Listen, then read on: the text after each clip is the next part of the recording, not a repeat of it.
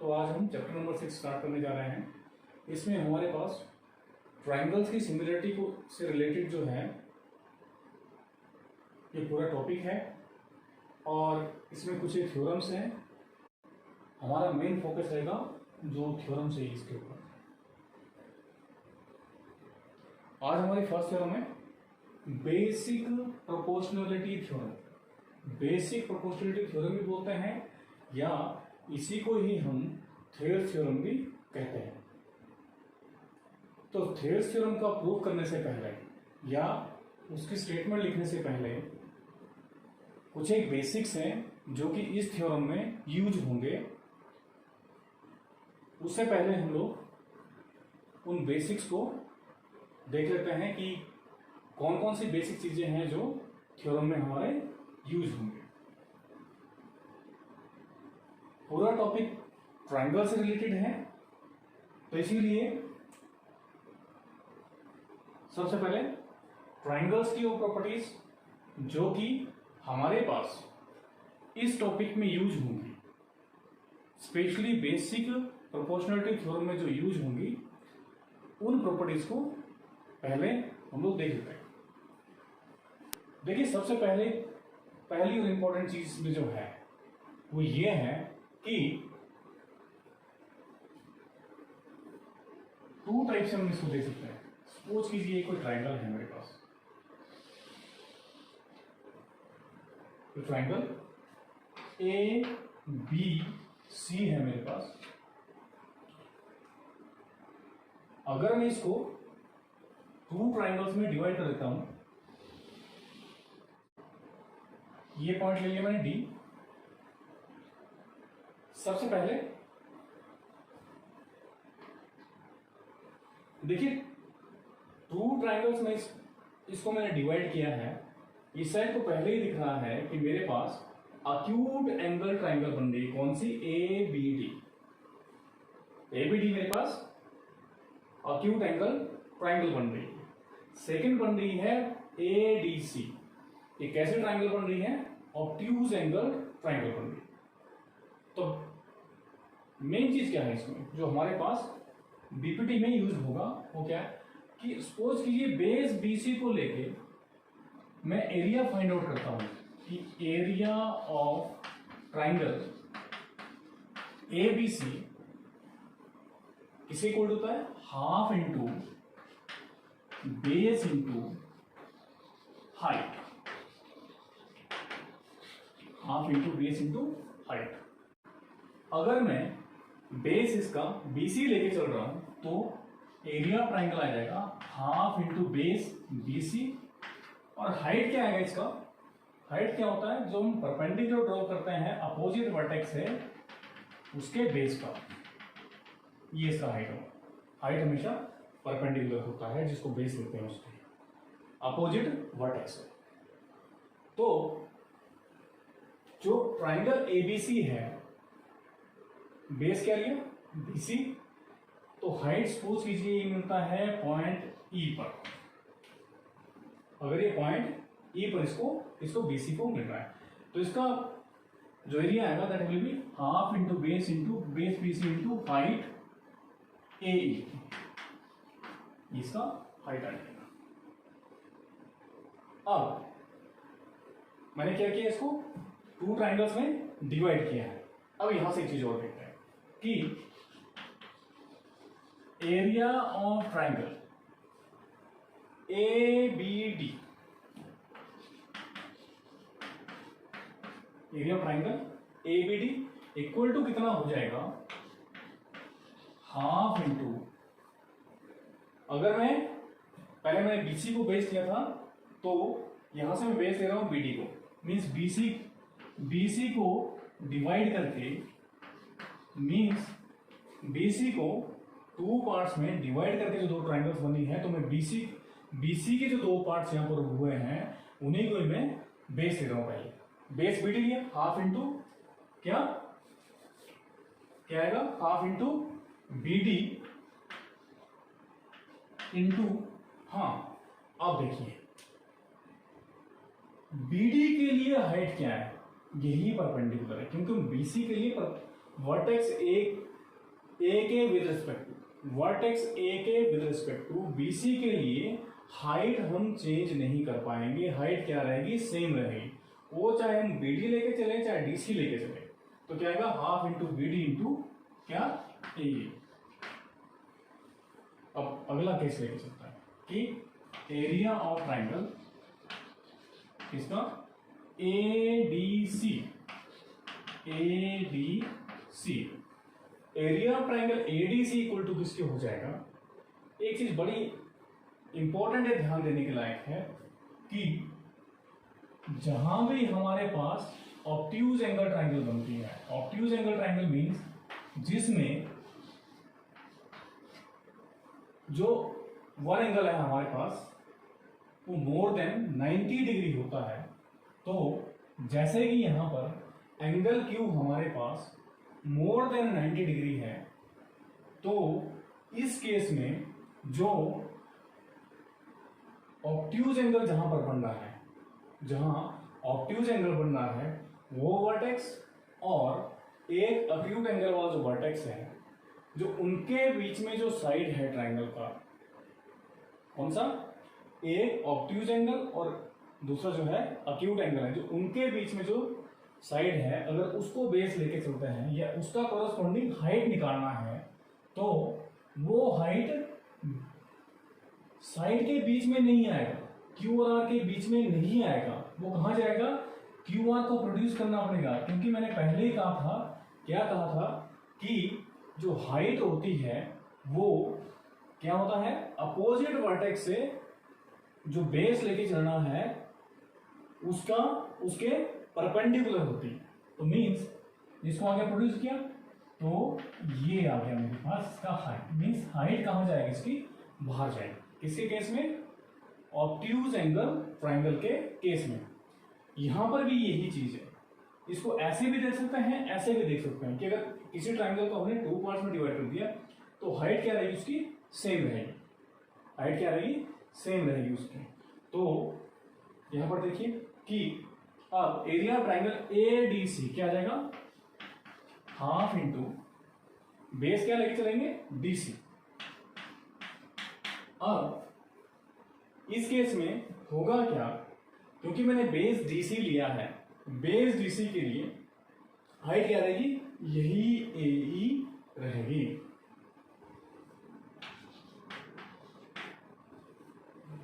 ये है, तो ये हमारे यहां से सबसे पहली बेसिक चीज है जो हमारी बेसिक प्रोपोर्शनलिटी थ्योरम में यूज होगी और जहां से कि अक्सर बच्चे कंफ्यूज होते हैं।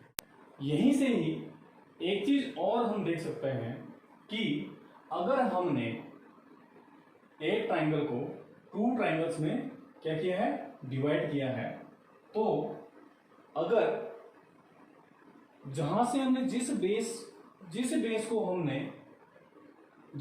के साथ हमने इस ट्राइंगल को 2 पार्ट्स में डिवाइड किया है, उस बेस के जो 2 पार्ट्स हुए इनका रेशो क्या आता है, उनका रेशो आता है कि एरिया ऑफ ट्राइंगल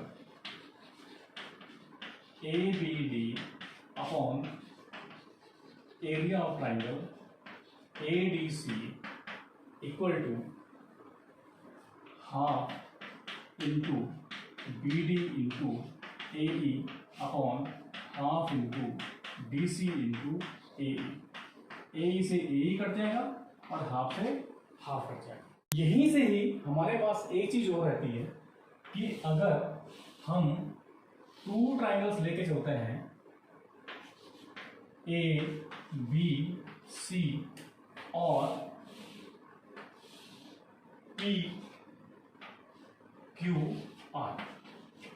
अगर हम 2 ट्राइंगल्स लेके चलते हैं, फर्स्ट केस लेके चलता हूं कि बेस अगर दोनों ट्राइंगल्स का सेम है और हाइट कैसी है दोनों ट्राइंगल्स की, डिफरेंट।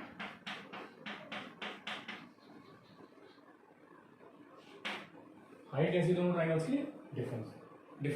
अगर मैं दोनों ट्राइंगल्स के एरियाज का रेशियो फाइंड आउट करता हूं तो क्या आएगा कि area of triangle ABC upon area of triangle PQR equal to, suppose कीजिए इसकी हाइट ले ली मैंने H1 और इसकी हाइट ले ली H2 और इसका बेस ले लिया X और इसका बेस भी लेके चलता हूं मैं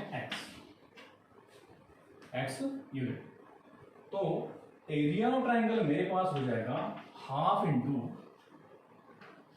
base BC X into height H1 upon PQR के लिए half into base X into height H2। Half से आप कैंसिल हो गया, X से X कैंसिल हो गया, यहां से आ गया मेरे पास H1 अपॉन H2। मेरी स्टेटमेंट क्या निकली कि two triangles with same bases, कि अगर two triangles with same bases देखे तो उस केस में क्या होगा, ratio of the areas of the two triangles with same bases is equal to ratio of their corresponding heights. Two triangles के areas का रेशियो जिनका की बेस सेम है इक्वल टू होता है उनकी कॉरेस्पॉन्डिंग हाइट के रेशियो के इक्वल। पहली चीज ये निकल गई। अच्छा, सेकंड केस में इसी में ही लेके चलता हूं कि अगर बेस कैसा है, डिफरेंट है और हाइट उल्टी लेते हैं सेम, हाइट कैसी है, same.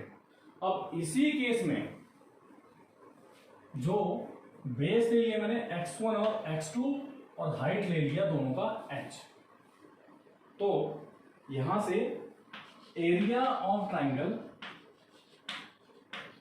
ABC upon area of triangle PQR का जो रेशियो है that will be equal to half into, first का बेस कितना है X1 है, इंटू हाइट कितना है H है, सेकेंड के केस में हाफ इंटू बेस कितना है X2 है और हाइट कितना है H है। H से H कैंसिल हो गया, हाफ से हाफ कैंसिल हो गया, ये आ गया X1 अपॉन X2।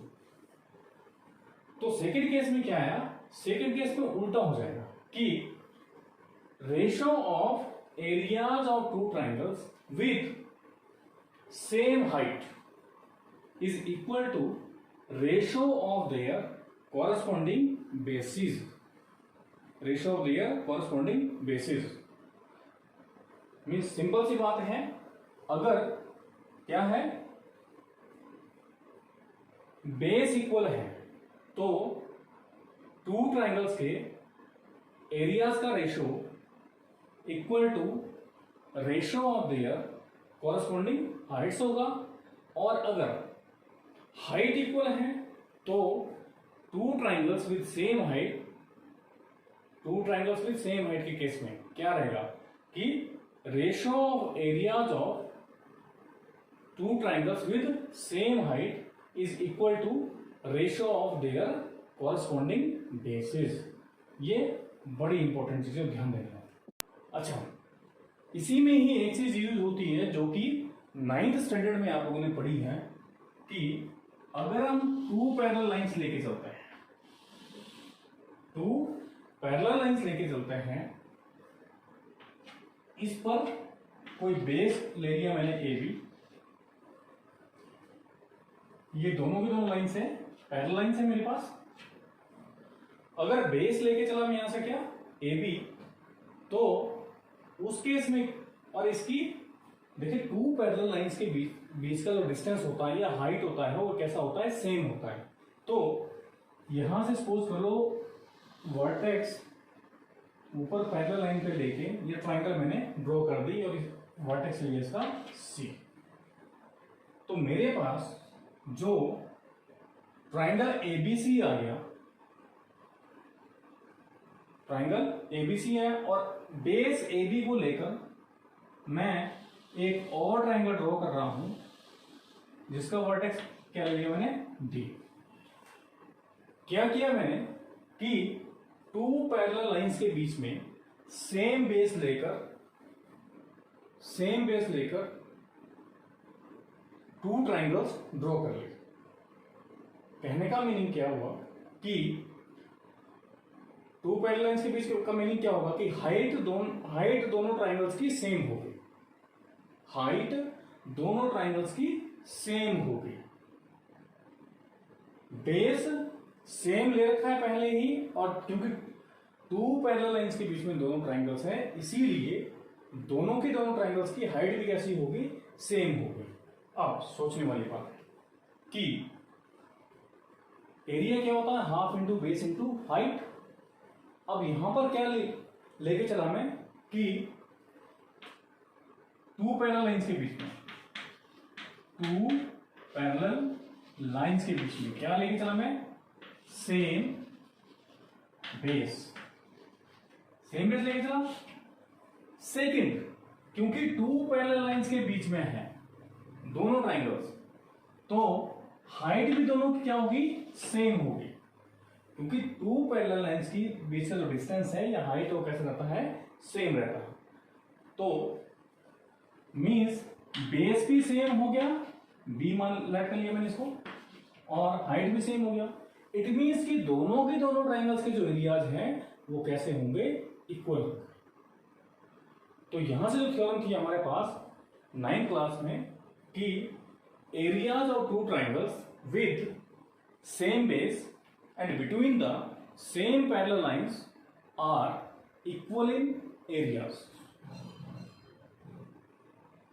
कि हाँ, तो यहां से क्या कि two triangles with same base and between the same parallel lines are equal in areas। ये हमारे पास बेसिक प्रोपोर्शनलिटी थ्योरम में चीजें यूज होंगी।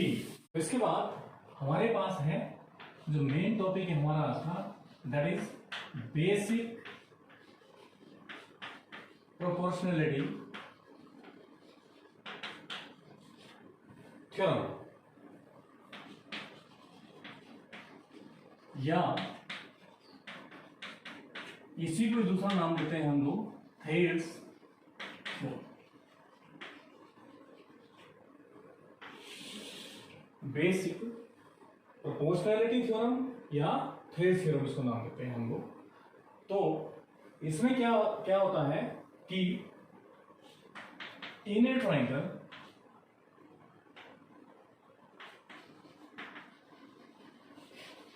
If a line is known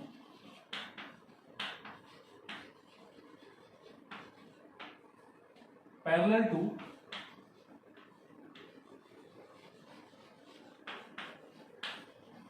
one side of the triangle intersecting other two sides in distinct points,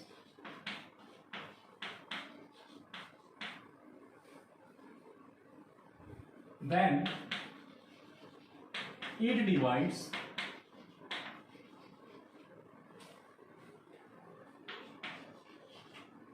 the other two sides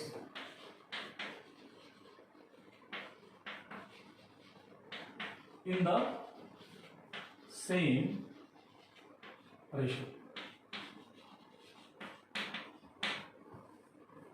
In a triangle, if a line is drawn parallel to one side of the triangle intersecting other sides or other two sides in distinct points, then it divides the other two sides in the same ratio। कहने का meaning क्या हुआ कि अगर हमारे पास कोई triangle देखिए suppose कीजिए ट्राइंगल है हमारे पास ए बी और सी। हमारे पास ट्राइंगल देखिए ए बी सी। इसमें किसी एक साइड के पैरेलल अगर हम कोई लाइन ड्रॉ करते हैं, किसी एक साइड के पैरेलल हम कोई लाइन ड्रॉ करते हैं, जैसे कि सपोज कीजिए बीसी के पैरेलल में नहीं है लाइन ड्रॉ करते, जो कि कोई लाइन है मेरे पास जो कि अदर टू साइड्स को किन किन पॉइंट्स को मिलती है, डी और ई पर। तो जिन 2 पॉइंट्स पर ये मिलती इंटरसेक्ट करती हैं वो 2 पॉइंट्स इन साइड्स को सेम रेशियो में डिवाइड करेंगे। मींस क्या होगा कि AD upon DB equal to AE upon EC, same ratio. Simple meaning क्या हुआ? सबसे सिंपल मीनिंग ये हुआ कि if in this triangle ABC DE is parallel to BC, then AD upon DB equal to AE upon EC. AD upon DB equal to AE upon EC. ये आ गई हमारी basic proportionality theorem की statement. तो अब है हमारा जो there theorem है उसका प्रूफ।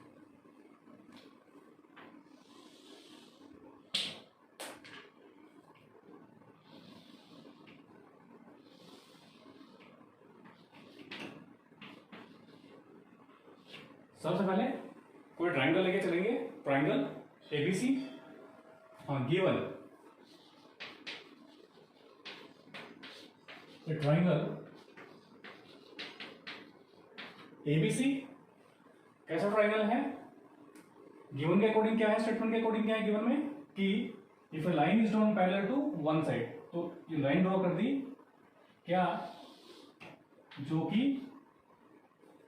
क्या है, ए बी और ए सी को डी और ई पर क्या करती है, इंटरसेक्ट करती है। तो given the triangle A B C in which a line is drawn parallel to B C intersecting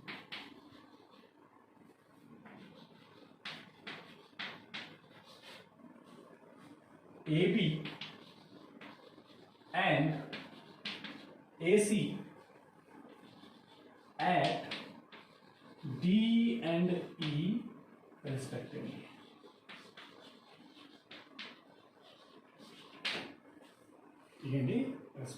इससे नेक्स्ट पॉइंट हमारे पास क्या रहता है इसमें थ्योरम्स में, टू प्रूव।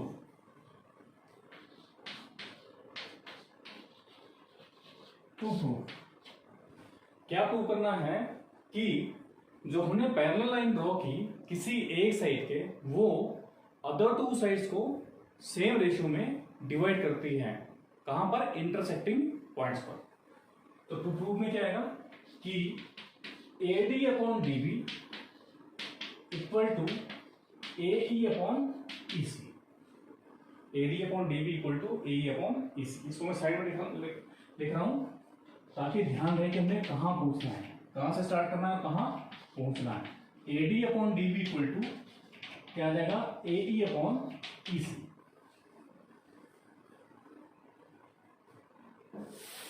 ये टू प्रूव वाला पॉइंट। इसके बाद कंस्ट्रक्शन रहती है हमारी।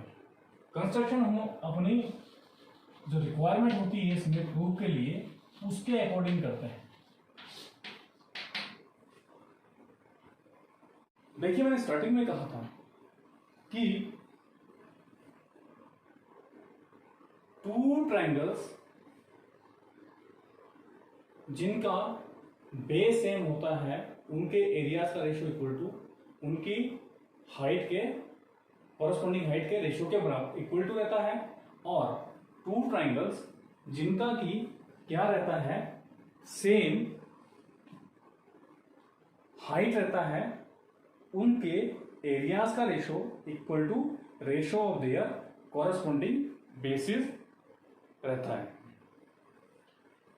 तो यहां से हमें चाहिए AD upon DB, AD upon DB. जहां भी हम लोग लेंथ की टर्म्स में जाते हैं वहां मैक्सिमम एरियाज का ही कंपैरिजन होता है, वहां मैक्सिमम एरियाज का ही कंपैरिजन होगा। तो यहां पर हम लोगों को क्या करना पड़ेगा, सबसे पहले मुझे एडी अपॉन डीबी चाहिए, एडी अपॉन डीबी का रेशो चाहिए। सो एडी अपॉन डीबी का रेशो मीन्स अगर मैं एडी अपॉन डीबी को यहां पर मैं बेस लेट करके चलूं, लेकिन किसके बेस, चलो एक तो ट्राइंगल एडी लिया जाएगा, सेकेंड ट्राइंगल क्या आएगा, मैं इसको ज्वाइन कर रहा हूं इसको बीई को, इसको ज्वाइन कर रहा हूं बीई को। एडी अपॉन डीबी का रेशो किसके इक्वल टू, कैसे आएगा, लेंथ का रेशो मैंने कहा एरियाज की रेशो की टर्म्स में। तो मैं क्या करूंगा यहां से, area of triangle ADE upon area of triangle DBE, इन दोनों ट्राइंगल्स के एरियाज का रेशो ले लूंगा। और क्योंकि जैसे मैंने पहले केस में कहा था कि अगर हम किसी एक ट्राइंगल को स्प्लिट करते हैं टू ट्राइंगल्स में, डिवाइड करते हैं टू ट्राइंगल्स में, तो उनकी हाइट कैसे रहती है, सेम रहती है। तो जो टू ट्राइंगल्स जिनकी हाइट सेम रहती है उनके एरियाज का रेशो इक्वल टू किसके आता है, उनके कोरस्पॉन्डिंग बेसिस के रेशो के इक्वल टू आता है। तो यही चीज मैं यहां से अप्लाई करूंगा। बट एरिया फाइंड आउट करने के लिए मुझे क्या चाहिए, इसकी हाइट चाहिए। तो मैं हाइट क्या करूंगा, जो ये वर्टेक्स है इसका ई, यहां से मैं परपेंडिकुलर ड्रॉप कर रहा हूं। कहां जाएगा ये, जो एडी के लिए है, जो ट्राइंगल एडी के लिए है वहां उस केस में एडी के बीच में ही जाएगा। यहां पर ये कैसे, यहां पर इस पॉइंट को ले रहा हूं मैं एम। और जो सेकेंड ट्राइंगल है हमारे पास कौन सा, डीबीई, इसके लिए क्या करना पड़ेगा, ये ऑब्ट्यूज एंगल बन रहा है यहां पर, तो इसको क्या करना पड़ेगा, प्रोड्यूस करना पड़ेगा, और तब जाकर इसका ये यहां पर हाइट आएगा। सेम जब दूसरी साइड, जब सेकेंड साइड हम लेके चलेंगे, जब ए अपॉन ए सी के, ए सी मैंने लाना है यहां पर, तो ए अपॉन ए सी, इसके लिए भी ऐसे ही एक बेस एक ट्राइंगल के लिए बेस ए लेके चलेंगे, सेकंड के लिए ईसी, और यहां से ये सेकंड ट्राइंगल कहां लेके चलूंगा मैं, वर्टेक्स डी से इसको सी को ज्वाइन कर दूंगा। लेकिन यहां पर भी मुझे अगर मैंने ए बेस लेना है तो इसके लिए क्या लेट करके चलना पड़ेगा, मुझे हाइट, क्या लेट करके चलना पड़ेगा, हाइट। तो ये टू जो हाइट है वो लेट कर ली है मैंने यहां से,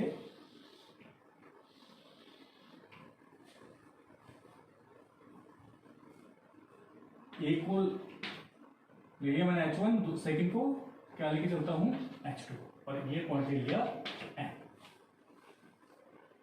तो कंस्ट्रक्शन में क्या किया मैंने कि ड्रॉ, जो जरूरत के हिसाब से है कंस्ट्रक्शन उसके अकॉर्डिंग होती है, draw M E perpendicular to, किसके परपेंडिकुलर लिया है, एडी, एडी भी बोल सकते हैं और ए भी बोल सकते हैं, एंड सेकंड क्या लिया, डी एन परपेंडिकुलर टू ए ई भी बोल सकते हैं और ए सी की भी परपेंडिकुलर। अच्छा, और क्या किया कि ज्वाइन, किस किस को ज्वाइन किया, किस किस को ज्वाइन किया, BE and DC, BE and DC. ये आ गया हमारा कंस्ट्रक्शन वाला पार्ट कि प्रूफ के लिए हमारी रिक्वायरमेंट क्या क्या है। अब है सबसे इंपॉर्टेंट पार्ट हमारा, वो है प्रूफ वाला पार्ट कि प्रूफ। अब हम प्रूव करेंगे कि जो एडी अपॉन डीबी है किसके इक्वल टू प्रूव करना है, ए अपॉन ईसी है। लेकिन कैसे, देखिए कंस्ट्रक्शन के लिए भी और स्टार्टिंग में मैंने एक चीज समझाई थी कि मुझे क्या चाहिए यहां से, एडी अपॉन डीबी चाहिए, एडी अपॉन डीबी मुझे यहां पर चाहिए। कहने का मीनिंग क्या हुआ, मैंने टू लेंथ का रेशियो निकालना है। तो जो ये टू लेंथ है इन दोनों को मैं क्या लेट करके चलूंगा, दो ट्राइंगल्स के बेसिस लेट करके चलूंगा, क्योंकि मुझे पता है कि अगर मैं BD को बेस लेकर चलता हूं और AD को बेस लेकर चलता हूं तो ट्राइंगल DBE और ट्राइंगल ADE दोनों की हाइट कैसी है, इक्वल है। और क्या होगा कि अगर मैं इन दोनों ट्राइंगल्स के एरियाज का रेशियो निकाल लेता हूं, हाइट इक्वल होने के कारण से वो किसके इक्वल टू आएगा, उनके कॉरस्पॉन्डिंग बेसिस के रेशियो के इक्वल आएगा। तो यही इसी चीज का यूज यहां पर मैं करने जा रहा हूं, ठीक है, कि area of triangle ADE upon area of triangle DBE equal to area of triangle ADE half into base क्या लेके चलेंगे AD इंटू हाइट क्या है इसका ME इक्वल टू किसके हैं H1 के upon half into area of triangle DBE किसके इक्वल टू है, area of triangle DB equal to है हाफ इंटू क्या बेस क्या लेके चलेंगे DB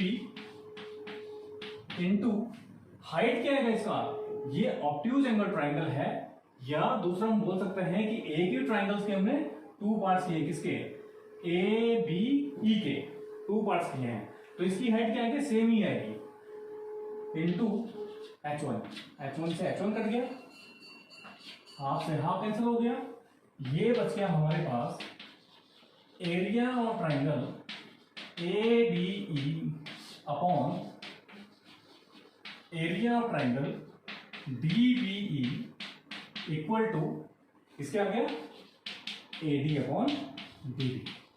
ये हो गया हमारे पास इक्वेशन नंबर 1। बात वही आ गई जो समझे स्टार्टिंग में कि two triangles with same height, उनके एरियाज का रेशियो किसके इक्वल टू होता है, उनके कॉरस्पॉन्डिंग बेसिस के रेशियो के इक्वल टू करेंगे। इसको मैं साइड में लिखने जा रहा हूं ताकि ध्यान रहे कि क्या है हमारे पास कि area of triangle ADE upon area of triangle DBE equal to AD upon DB आया हमारे पास। ये हमारे पास इक्वेशन नंबर 1 आ गया है। अब सेकंड साइड क्या लेके चलना है, हमने क्या फाइंड आउट करना है AE अपॉन EC, कि एरिया ऑफ ट्राइंगल यहां से स्टार्ट करते हैं AE अपॉन EC चाहिए तो EAD upon area of triangle किसका CEB, area of triangle CED equal to, हाँ जी, एरिया ऑफ ट्राइंगल EAD कितना हो जाएगा half into AE into height कितना है, AE को बेस लेके चलाऊंगा इसमें, हाइट कितना आ जाएगा इसका H2 upon half into second triangle के केस में बेस क्या लेके चलेंगे EC इंटू हाइट कितना हो जाएगा, हाइट क्योंकि हमने जो टू ट्राइंगल्स लिए कौन सी EAD और CED, ये दोनों के दोनों ट्राइंगल्स एक ही ट्राइंगल को डिवाइड करके बनाई है, तो इस केस में हाइट दोनों का क्या रहेगा सेम रहेगा इंटू H2। यह हम बोल सकते हैं क्योंकि ऑब्ट्यूज एंगल ट्राइंगल बननी थी तो इसका हाइट कहां जाएगा, बाहर जाएगा,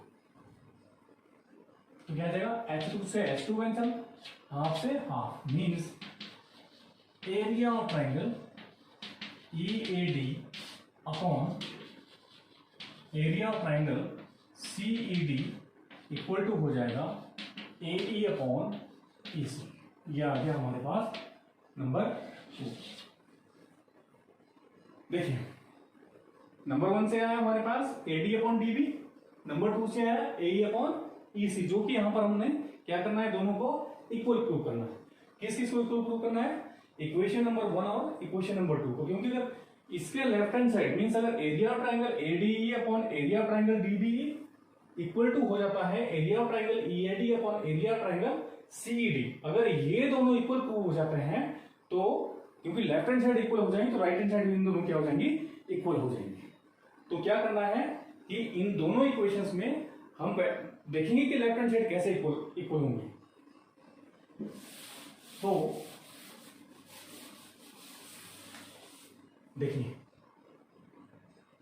इक्वेशन नंबर 1 में जो न्यूमरेटर में है वो है एरिया ऑफ ट्राइंगल एडीई, और इसमें क्या है, एरिया ऑफ ट्राइंगल ईएडी। इसको चाहे हम एडीई लिखूं चाहे ईएडी लिखूं, ट्राइंगल तो सेम है, मींस एरिया दोनों का क्या आएगा, सेम। तो इट मींस कि इक्वेशन नंबर 1 और इक्वेशन नंबर 2 में जो न्यूमरेटर है दोनों के वो तो कैसे हैं, इक्वल है ऑलरेडी। अब बात कहां जा, अब किस चीज को देखना है हमने, डिनोमिनेटर को, कि जो डीबीई है ट्राइंगल और सीईडी है जो ट्राइंगल दो हमारी, इन दोनों के अगर एरियाज इक्वल हो जाए तो क्योंकि न्यूमरेटर पहले इक्वल है डिनोमिनेटर भी इक्वल हो जाएंगे तो हमारी यहां से थ्योरम प्रूव हो जाएगी। ये देखना है हम लोगों ने। तो अब देखते हैं डीबीई ट्राइंगल कौन सा है, डीबीई और दूसरा ट्राइंगल कौन सा है, सीईडी। देखिए यहां से बड़ी इंटरेस्टिंग चीजें देखने वाली कि डीबीई और सीईडी क्या है, टू पैरेलल लाइंस के बीच में है, मींस दोनों ट्राइंगल की हाइट इक्वल है, टू पैरेलल लाइंस के बीच में है, इसलिए दोनों ट्राइंगल्स की हाइट इक्वल है। तो अगर मैं दोनों के केस में कॉमन साइड है क्या, सीईडी और डीबीई, क्या कौन सी कॉमन साइड आ रही है दोनों की, डी कॉमन आ रहा है। तो अगर मैं डी को बेस लेके चलता हूं, डी को अगर मैं बेस लेके चलता हूं तो जो ट्राइंगल्स है मेरे पास दोनों की दोनों कौन कौन सी, डीबीई और सेकंड ट्राइंगल है सीईडी। अगर मैं डी को बेस लेके चलता हूं तो same base and between two same parallel lines, दो ट्राइंगल्स ऐसे, इनके एरियाज कैसे होते हैं, इक्वल होते हैं। इसको भी मैं वही लिखने जा रहा हूं ताकि ध्यान रहे कि एरिया ऑफ ट्राइंगल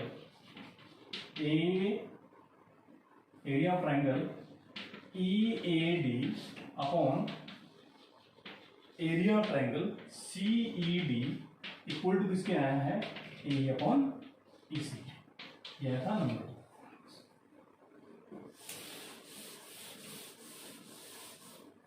अब देखिए यहीं से as triangle DBE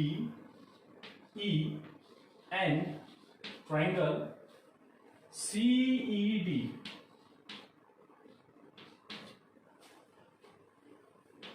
are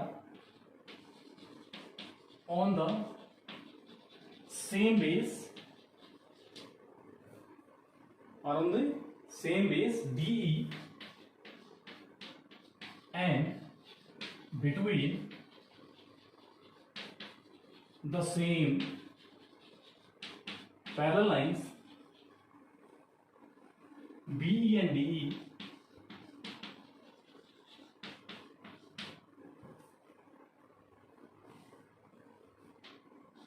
implies area of triangle DBE equal to area of triangle CED। क्यों, two triangles with same base and between same parallel lines are equal in area. ठीक है, और इसको मैंने हर एक को area of triangle DB equal to area of triangle CD equal to कितना लिया, एक्स स्क्वायर यूनिट। तो इसको ले लिया एक्स स्क्वायर यूनिट। अब इक्वेशन नंबर 1 से क्या आएगा कि one implies, one implies means कि इक्वेशन नंबर 1 से क्या आएगा, क्या आएगा, एरिया ऑफ ट्राइंगल किसका, ADE upon area of triangle BBE equal to, हाँ किसके इक्वल टू आएगा यहां से, ये आया हुआ है हमारे पास AD अपॉन किसके, DB के, बट एरिया ऑफ ट्राइंगल क्या आ जाएगा, ADE upon BB equal to किसके लिया है मैंने, X के, इक्वल टू इसके आ गया AD अपॉन DB, और यहीं से हमारे पास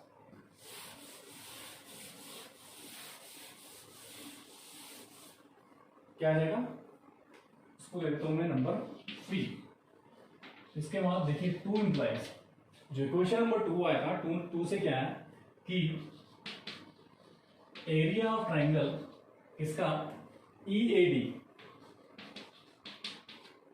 अपॉन एरिया ऑफ ट्राइंगल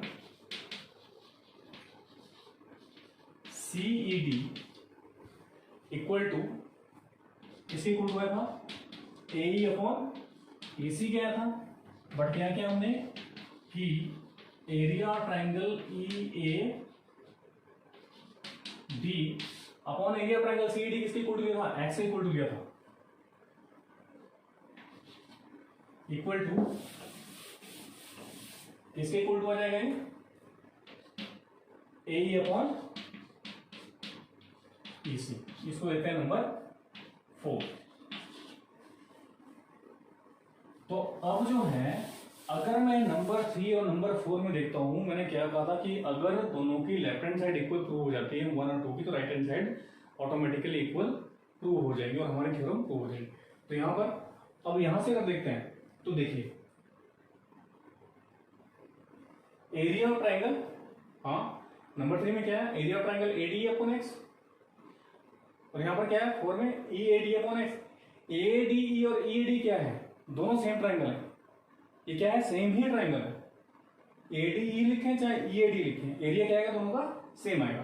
तो और अपॉन में क्या है, X के, मींस जो दोनों की लेफ्ट हैंड साइड है दोनों कैसी हो गई, इक्वल हो गए, फ्रॉम 3 and 4, क्योंकि लेफ्ट हैंड साइड इक्वल है तो दोनों की राइट हैंड साइड भी ऐसी हो जाएंगी इक्वल। क्या आ जाएगा, area of triangle AD upon X, area of triangle AD upon X, दोनों क्या है, सेम है। तो जब सेम मींस इक्वल है दोनों, जब ये दोनों इक्वल है तो जो इसकी राइट हैंड साइड है ये भी कैसी हो जाएंगी, इक्वल। इम्प्लाइज क्या जाएगा, AD upon BB equal to AE upon EC। यही हमने क्या करना था, प्रूव करना था, हैंस प्रूव।